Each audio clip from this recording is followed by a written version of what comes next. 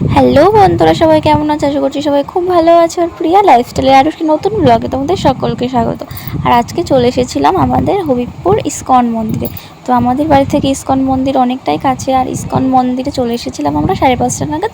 আর 6টা থেকে ইসকন মন্দিরে সন্ধ্যা আরতি শুরু হয়। তো সন্ধ্যা আরতি দেখলাম, আর একটু ঘোরার জন্যই এসেছিলাম। তো এসে দেখলাম খুব সুন্দর সন্ধ্যা আরতি হচ্ছে, তার জন্য আর গেলাম না, একটু সন্ধ্যা আরতিটা দেখেই গেলাম। তো তোমরা যদি ইসকনে এসে সন্ধ্যা আরতি দেখতে চাও তাহলে চলে আসতে পারো। হবিবপুর ইসকন মন্দিরতে খুব সুন্দর হয়। তো আর বেশি কথা বলবো না, তোমরা ভিডিওটা নিজেরাই দেখে নাও।